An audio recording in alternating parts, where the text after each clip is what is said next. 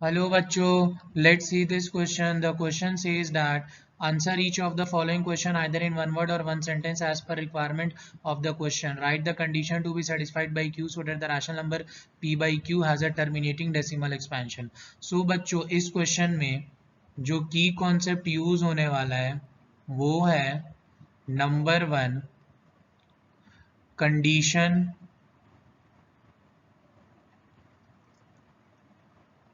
to be terminating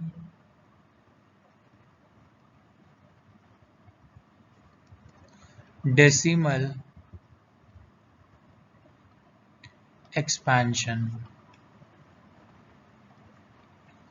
सो बच्चों किसी भी rational number p by Q form में अगर उसको टर्मिनेटिंग डेसिमल होना है तो जो कंडीशन उसको फॉलो करना होगा वो कि बच्चों अपने को जो न्यूमरेटर है उससे कोई लेना देना नहीं है, लेकिन जो अपना डिनोमिनेटर है q उसको अपने को सबसे पहले प्राइम फैक्टराइजेशन करना होगा और उसको प्राइम फैक्टर्स के फॉर्म में लिखना होगा।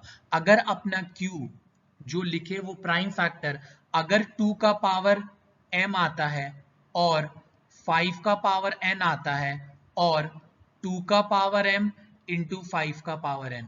बच्चों अगर आप डिनोमिनेटर q का प्राइम फैक्टराइजेशन करते हैं, अगर उसका प्राइम फैक्टर्स सिर्फ और सिर्फ 2 के पावर में आए या फिर सिर्फ और सिर्फ 5 के पावर में आए या फिर दोनों ही आए 2 का पावर एंड 5 का पावर, तो हम लोग उसको टर्मिनेटिंग डेसिमल एक्सपेंशन बोलेंगे।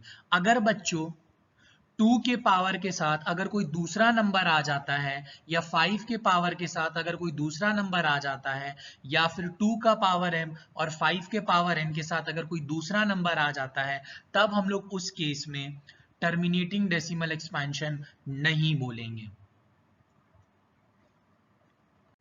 सो नाउ बच्चों अब मैं आपको दो एग्जाम्पल बताता हूँ। डैट इज अगर अपने पास लिखा हुआ है 13/50, अपने को चेक करना है कि टर्मिनेटिंग है कि नहीं। तो अपने को बस डिनोमिनेटर से मतलब है क्यू, सो हम सबसे पहले 50 का प्राइम फैक्टराइजेशन निकाले 225 55 51।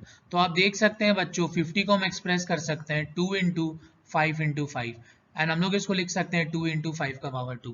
सो आप देख सकते हैं बच्चों की जो 50 है जब हम लोग उसको प्राइम फैक्टर्स के फॉर्म में लिख रहे हैं तो सिर्फ 2 का पावर और 5 का पावर में आ रहा है। सो हम बोल सकते हैं कि 13/50 is a terminating decimal. And now बच्चों अगर हम लोग ऐसा लिखते हैं कि 14/45, चेक करना है कि ये टर्मिनेटिंग डेसिमल है कि नहीं। सो हम सबसे पहले डिनोमिनेटर 45 का प्राइम फैक्टराइजेशन किए, सो 3 15 3 5 5 1। सो बच्चों हम लोग 45 को लिख सकते हैं 3 into 3 into 5 that is 3 square into 5।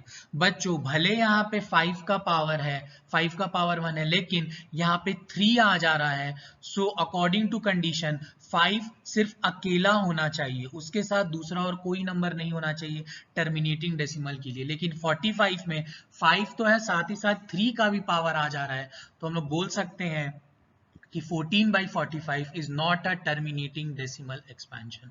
Hope you guys understood it well. Best of luck. Thank you.